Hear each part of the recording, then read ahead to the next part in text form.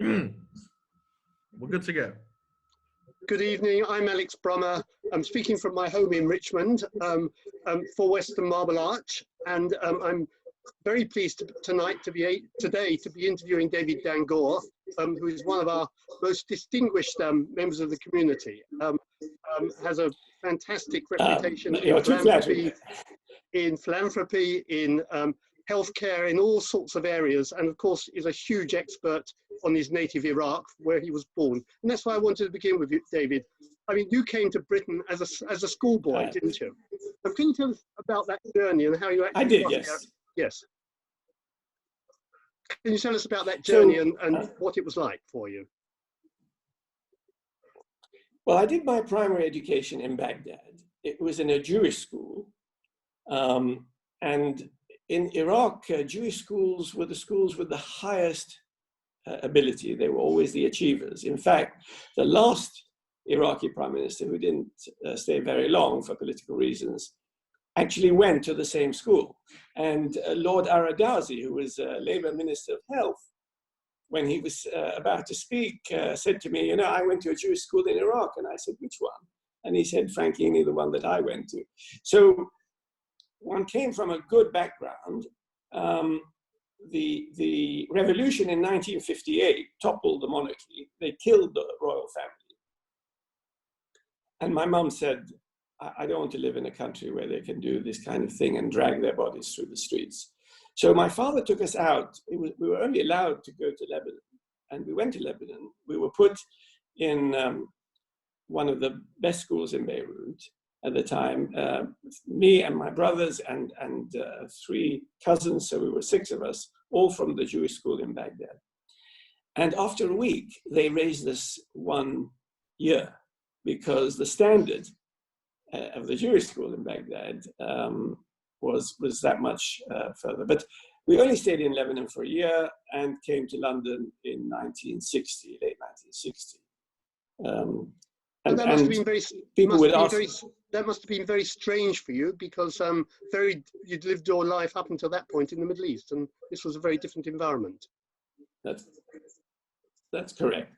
And people once or twice would say where you come from, and I would say Iraq, and they would say, Persia. And I would say, no. A lot of confusion. Unfortunately, today you hear about Iraq for the wrong reasons all the time. And did you go straight to school in Britain? Were you, you presumably had good English because you've been in an excellent school in Iraq? Yes, I got by, and a child of that age, I was just about to be 12, picked things up quickly, and I went to Carmel College for 7 years. Which I know well, because 2 of my children went to Iraqi. I know it well because 2 of my children went to Carmel College. So, and seemed to do reasonably well there. So that seemed to be fine. One of the things which people don't really appreciate, and I know a little bit about this, but I have an uncle who came from Iraq, is what a fantastic Jewish culture and history Babylonia and Iraq has. And I don't think people really appreciate that, do they? And I know you're something of an expert on that. Well, I wouldn't say I'm an expert, but we have pride in the long tradition. The Jewish community in Babylonia, of course, we know, started when Nebuchadnezzar brought some of the top artisans and leaders of the community from Jerusalem. And Prophet Jeremiah said, build your houses, plant your vineyards, and pray for the welfare of the city that you're in, for in its welfare you shall have your own welfare. And that's what they did. But in fact, it had started in Iraq with Abraham Avinu, Abraham in Ur, which is southern Iraq. So we have a long tradition there. When the Jews became prominent in the Babylonian community, they were allowed to rule themselves, and they had their leader called the Exilarch, Resh Galuta, who the Ashkenazim still pray for Mincha every Shabbat. And so during 1,000 years after that, the Iraqi Jewish community ruled itself. The Babylonian Jewish community, of course, there was no Iraq at that stage, ruled itself, and the Exarch had the power Have you to ever had the imprison. chance to go? Occasionally, there was. Have you ever had the opportunity to go back and visit your old community and the famous religious sites there? We were asked. Yeah, I mean, we were asked by the new Iraqi government in 2003 if we would set up a tourist place around some of the holy sites and bring Jews as tourists. And we said to them, with Iraq in its present state, Jews are just not going to come back. And sadly, the situation today is a shadow of what it used to be. I know that your family has been very successful over the years in business. I think people would be interested because, as I understand it, you lost all of your assets in Iraq when you left, and you had to remake your family business. And I wondered how your father, Naim, went about that. So it's true. By the time he had to leave Iraq, he had the Coca-Cola franchise. He had a development company of buildings. He had a furniture factory, a match factory, and various others. But at one stage, he had to make the decision whether to go back and be cut off or to leave and lose everything. And he decided to leave everything behind. And the law when was if a Jew did not go back to Iraq to renew his passport, he would lose all his assets, which my father did. And in later years, my father said, it was the best bargain I made in my life. I chose my freedom over my assets. And Britain is a country which is welcoming, and it's one in which people who are prepared to work hard, as many others have found, can make something of their lives. Obviously, he needed his sons to help him because he was already nearly 50. So I remember having to phone builders between lectures at Imperial College, asking them to come and sort out some plumbing problem or something like that. But yes, we're just one of many, many families, both in the Jewish community, of course, and in other communities, who came to this country and were able to rebuild their lives. Did you get support from your fellow Iraqis already in Britain when you first arrived? There weren't many. And in fact, what you asked is a good question, and it goes to the heart of how Jewish communities behave, because my father felt that it would be good to have a building in which Jews from Iraq, newly arriving ones, they were all coming about in the late 60s, early 70s, could gather and support each other and give each other social contact, but also how to find a job, all the usual problems that a new emigre has. So he bought a building in West Kensington, and he did it by subscription. A number of people who then could afford it paid £1,000 each. In those days, you could buy a building for £19,000. And for many years, 35 years, the community supported all the new immigrants. In fact, there's a little amusing story, because our tradition is that when Islam started and Muhammad had died, the Caliph Omar was about to take Persia, and it wasn't easy. Persia was a big empire, and it was a Zoroastrian religion with a sort of Mazdakite variation. So very difficult for Jews, because you weren't allowed to bury. You had to leave the dead bodies to be picked by the vultures. You weren't allowed to wash because you polluted the earth. So the Jews helped the Muslims to come in and take Iran. And when Caliph Omar took Iran, he married the Shah's first daughter and gave the second daughter to the Exarch to show the recognition of the Jewish. So when my father bought this building, it happened to be sold by the Zoroastrian Association of Great Britain. And at completion, they were handing the key, and the head of the association said, "What are you going to use it for?" And he said, "The Iraqi Jewish community." He said, "In our tradition, it was the Jews of Iraq who helped the Muslims conquer Iran and make it Muslim. So it was interesting that they had the same tradition that we have, and our paths happened to cross back in the late 60s in that way. In a full circle, so to speak. Just to move on to current times, because I think people would want to hear about that. I know your family and you have been big supporters of scientific and medical causes, the Weizmann, here in the Crit Institute here in Britain and so on. And I just wondered how you felt the current government have dealt with this, what has been a rather serious crisis. Some people have been very critical of dealing with the pandemic. And I just wonder, you as somebody who has medical expertise, and how you compare it with, for instance, the Israeli health system. Yeah, I mean, I wouldn't say I have medical expertise as such, but you're right, I have conversations a lot with people in the scientific world. The sad thing is, this has been a conjunction of politics and science. And I believe that when politics mixes with science, you get politics. And so all that's happened is that the politicians, for various reasons, and we're all feeling our way. I mean, I think it's easy to point fingers and cast blame that this is the first time we've had such a major pandemic, they've chosen the science advice that they wanted to hear.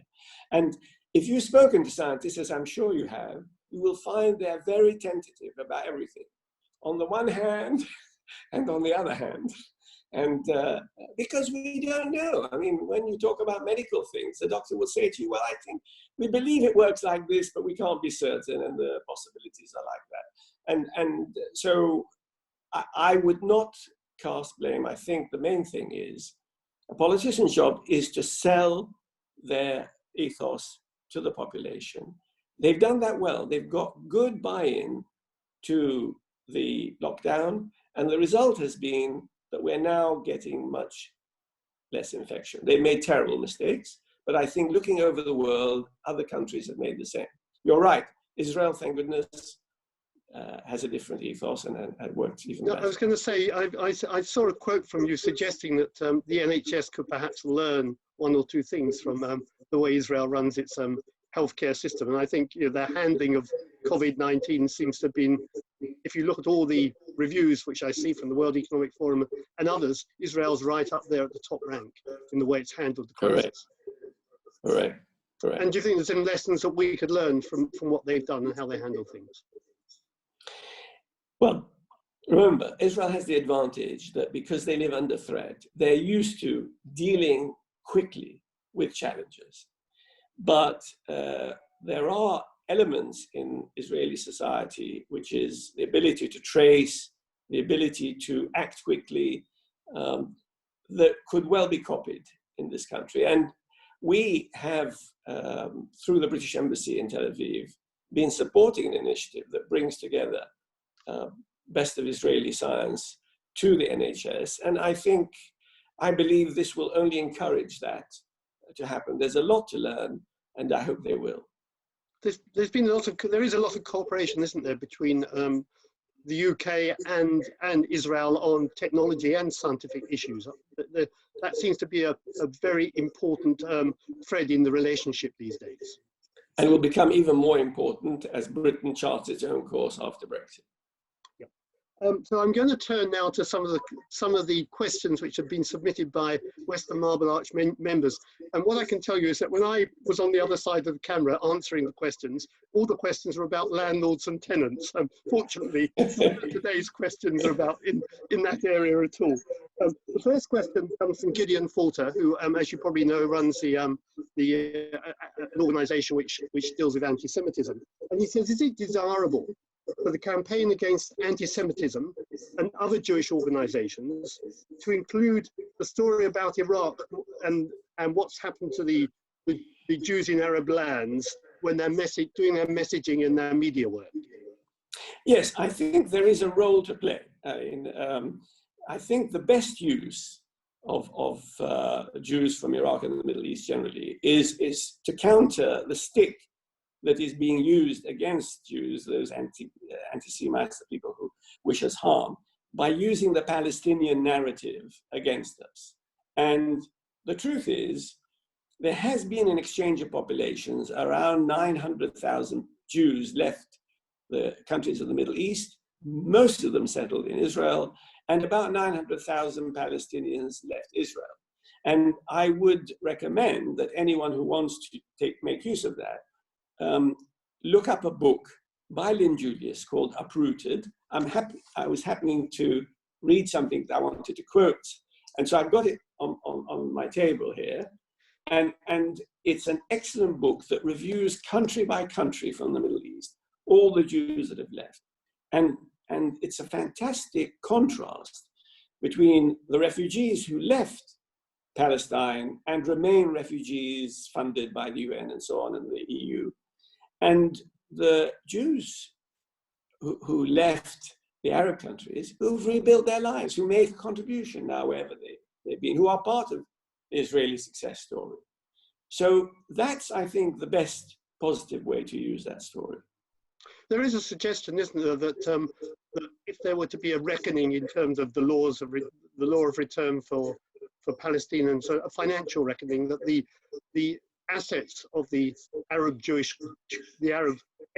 communities in exile would make up the amount which the Palestinians would demand in reparations. And I just wondered if that's an equation you would agree with. Well, you are right. I think when we sat down and worked, and my father used to say, we also have a right to a share of the wealth of the Middle East, the oil and so on. But the truth is, I think most Jews feel we brought out our traditions, our abilities, and so most of the real assets that we have came out with us. Right. Josh Herrera asks, if life was so good for Jews in Iraq, I mean, he's making the assumption that it was so good, and I mean, we know it was good way back, but it wasn't obviously good in the final days. What changed with the establishment of the State of Israel? Yeah, that's a good question, because we always felt it was a good life. I think it was mainly good because we had a strong, warm, vibrant community, like in many places Jewish communities are. It was also good because Jews were educated, whereas it took a long time before the general populace had the kind of education Jews had. So they tended to be better off, but even when they were better off, they were second-class citizens. So it was possibly good in some material ways, labor was cheap and so on, but overall, you knew your place, you had to know your place. Now, we mustn't forget that the Arab world is still today under the influence of 400 years of rule by the Ottomans. And then the British came. And so there was a strong Arab nationalism that once the Arabs were defeated by Israel, they had to find a scapegoat. And the easiest scapegoat was the Jews. And that's when they left, 1950-51, which was straight after the 1948. They call it the Nakba. It was the defeat, that this small country that they thought they would squash with one finger ended up defeating many Arab nations. So I think it was inevitable then that the community could no longer stay. So the formation of the Jewish state was really the point at which Jewish life in Iraq became not intolerable, but became very, very difficult. And likely to be more dangerous. And many Iraqi Jews, remember, they prayed 3 times a day for the return. So many of the younger people said, well, this is our chance. And they didn't have to travel that far either. But they probably had to make a rather roundabout journey. How did they get from Iraq to Israel? So, funnily enough, it was a great uncle of mine, Shlomo Hillel, who's still alive, who was Speaker of the Knesset, who organized it. He came from Iraq. He left to Palestine when he was very young. And he went back and negotiated taking out the Jews with aircraft that he rented. The story is a wonderful one. One can see on YouTube him talking about it. I asked him because he went incognito as a British person. I said, what name did you use? And he said, I chose Mr. Armstrong at random. I said, well, that was the prophecy in the Bible, because he said, I will bring you out with a strong arm. And I said, you were that strong arm. That's very good. I like that. So Rita Wolf, was there a difference for the Jews in Iraq between the pre and post Farhud era? So the Farhud you better explain. I think you better explain to members what the Farhud era was first. Yes. So in June 1941, there was a massacre. But just to say beforehand, the royal family was pro-British. And so Iraq was among the Allied powers. And the Germans were trying to use Arab nationalism to take Iraq, which was an oil-producing country of importance already in the Second World War. And so they got an Arab clique encouraged by the Mufti of Jerusalem, Husseini, to have a revolt. The royal family escaped, and for a while the nationalists had government, and they passed some anti-Jewish laws, but that was all. And then the British came back and reinstalled the royal family, but the soldiers stayed out of Baghdad. They wanted to wait for the royal family to come in themselves. They didn't want to appear to be a conquering army. And unfortunately, it coincided with Shavuot, and the Jews were all out in their best dress, and the Arabs thought that they were celebrating the return of the British, and they associated the Jews who were in government jobs and businesses with the British. So there was this attack, a pogrom, very rare in Jewish history in Iraq, and about 200 to 300 people were killed, Jewish people, and about 1,000 were injured. But once the British put the royal family back, actually the situation for the Jewish community was good, because Iraq during the war was recognized by both the Axis powers, because Germany had recognized Iraq after the revolution and did not withdraw its recognition, and by the Allied powers. So it became a center for trade. So the Jewish position after the Farhud remained good, but it had been a warning shot to them. They became a little insecure. So when 1948 came, the echoes of the Farhud from 1941 encouraged them to leave. So Michael Ziff, who is the president of Western Marble Arch, asks if you think that the new Israeli government will change its policy at all towards Arab nations and Muslims. I personally think that the problem in the Middle East is, and here there are two questions, the Arab countries and the Muslim world, which is of course over 1 billion people.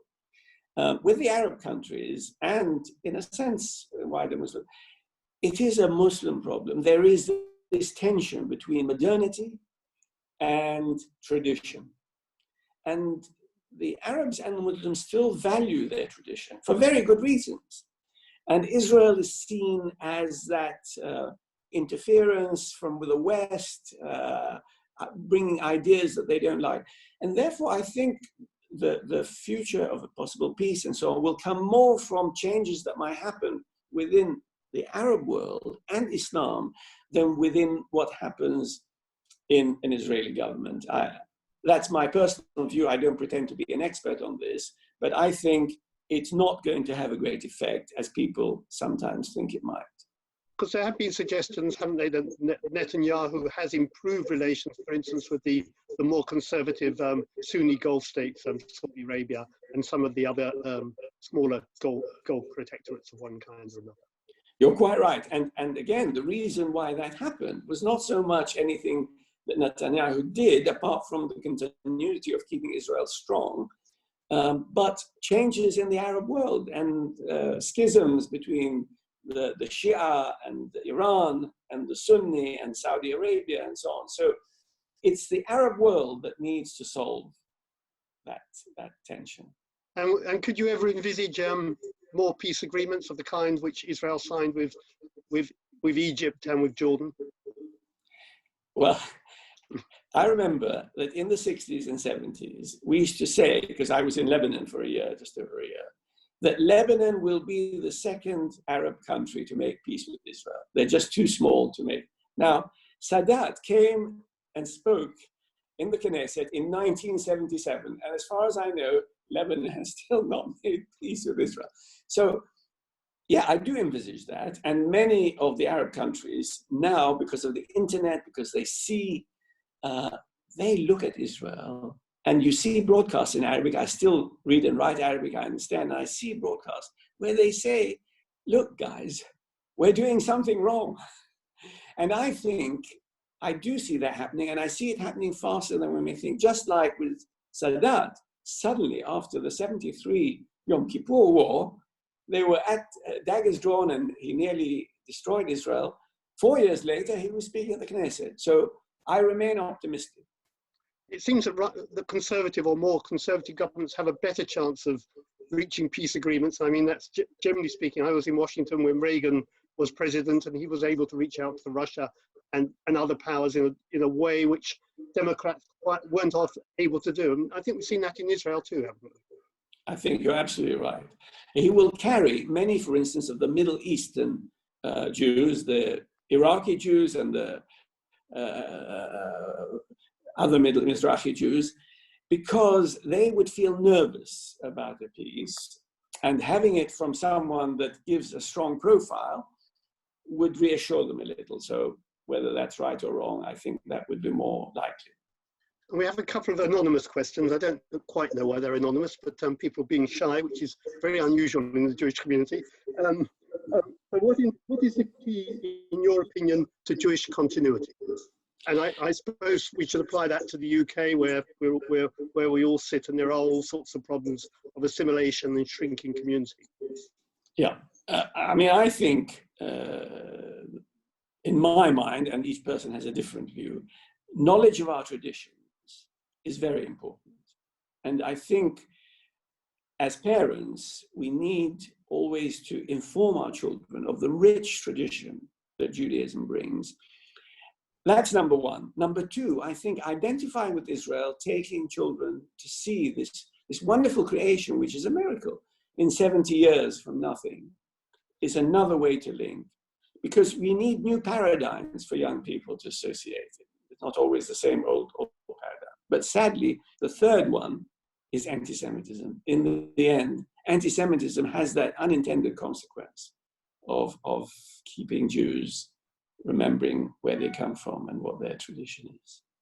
Did you feel very uncomfortable during this in the build-up to this recent election, when Jeremy Corbyn was the leader of the Labour Party, and that was the main narrative really of the Jewish media for very many months, and the secular media too? And my own paper spent a lot of time focusing on anti-Semitism. Yeah, I mean, I think like every other Jewish person, we were shocked that the leader of the opposition could. We don't need to rehearse what happened, but so in a sense, it gave us fear about the country. And that's why the December election was so important, because it was an emphatic rejection of that. Of course, there were other reasons as well, but I think that certainly as a Jew myself, I was reassured that the wonderful British traditions of welcome and fairness remained alive. They shone. You never had any doubts about your staying in the UK, staying in Britain at that point in time, or did you? British history is such. They've welcomed immigrants, refugees from all over the world for hundreds of years. I didn't think it was going to change in my lifetime. And if it changed in Britain, God help us in the rest of the world. So the next question is about Carmel College. So you were a pupil at Carmel College, and my recollection is that, and it's an anonymous question too, my recollection is that your family at some point, when the college fell apart or had to close its doors because of the end of the assisted places scheme, that your family stepped in and bought the land or bought the college. And I just wonder, I think firstly your own experience at the college, and secondly what's happened to that wonderful campus now? Well, I spent 7 years there. I was enriched by Carmel College, and Carmel was held up by donations of many philanthropists. And I feel part of my reason for philanthropy myself is that I feel I need to pay some of that back. The school fees were high, but they were not enough to cover. It gave me knowledge and pride of my Jewish heritage. And it gave me a feeling that it's the responsibility of anyone who does have the ability to do something for their community. That is the way the Jewish communities have survived in the world always, the ones who are lucky enough to be able to take up the responsibility. So when Carmel was about to be sold to a property developer, we said, it's ridiculous, we should at least try to save it. So we came up with a higher bid, and then the developer bid up again, we came with a higher bid, but eventually we got it. And we went to Philip Skelter, who was the headmaster, and we said, can we revive the school? We will let you use the buildings and everything free. He said, unfortunately, all the staff already have jobs. They immediately went to jobs, and he took me to one building, and he said, look, the painting stopped on this window. As soon as the announcement came, the painter dropped his brush and left. So we tried to make a Jewish center, a center for Jewish learning, and where young people, students, and youth clubs could come. And we had a plan, and the site was going to be supported by the Business School of Paris, there's Affaires de Paris, and also the Italia Conti music place. So it was going to be a multi-use. It was going to be all a charitable activity, so not a lot of income. We needed some income to come through. So we asked the local authority if they would allow us to build 17 flats in one corner. And the planning authority said, fine. The main council called it back and said, no building on this site. You can do it without any flats. So we said, it doesn't work. And we were not developers, so we just sold the site. Two Irish brothers came and they said, well, we have patience. So they applied not for 17 flats, they applied for 116 flats and 40 houses. Of course, it was rejected. 9 years later, they got permission for everything. And I feel it's so sad that that opportunity was missed, but it's not a catchment area for Jewish people. And so it was inevitable. What happened to the, I mean, I remember from visiting my children when they were there, I mean, there's that wonderful Shaw building and the wonderful art gallery. What happened to those wonderful buildings? Do we know? Yes, they were both listed buildings. So all the plans of the developers include keeping them and enhancing them. In fact, the shul appeared in many films, and including The Iron Lady about Margaret Thatcher. That is where she has her elocution lessons and where she shouts, Dennis! Right. So I think it appeared in 60 films that Carmel College rather was waiting for the plans. And after you finished at Carmel, you went on to Imperial, which is probably one of our 4 great research universities. I wondered what you got out of that experience, because obviously it gave you I assume, a scientific background. Yes. Look, unfortunately, Imperial College, like many of the top things, they focus on the 5% who are going to go on to do further education in physics. I did physics. So sadly, the rest of us ended up with great skills for analysis and so on. But I went to work for IBM. I met my wife, who was doing a PhD in photosynthesis at Imperial College. So that was the greatest treasure I took away. But I took away also an appreciation of the importance of evidence-based thinking. And I think that's something we should give to all youngsters, whether they're studying humanities or science, to rely on be questioning, assume that what you think is wrong, and see if you can find holes in what you're thinking. It's a great way of getting at the truth. And David, our lives collided again because you came to the rescue, or yes, to the help of Jewish Renaissance, which is the only Jewish cultural magazine in Britain. high quality magazine. And for me, that was a great moment because it has struggled for years to be properly financed and to do what it does so well. And I just wondered how you feel about that rescue that you or help that you provided to keep Jewish Renaissance on the right road. Well, thank you for mentioning it, because I'm very excited about Jewish Renaissance. We have so many wonderful, capable writers in the community, and some of them are able to contribute there to what is a very high quality magazine. So I'm very proud to be associated with it, and I am trying to do everything I can to increase the readership, because it's something for the Jewish community to be proud of. I know that my wife, for instance, who's in the arts, looks forward to its arrival each time it comes. So I'm very happy. It definitely has a huge following in the cultural world, that's for certain. Thank you, David. That's been an excellent afternoon, and very pleased to be able to talk with us. Always happy to speak to you. Thank you. Bye-bye.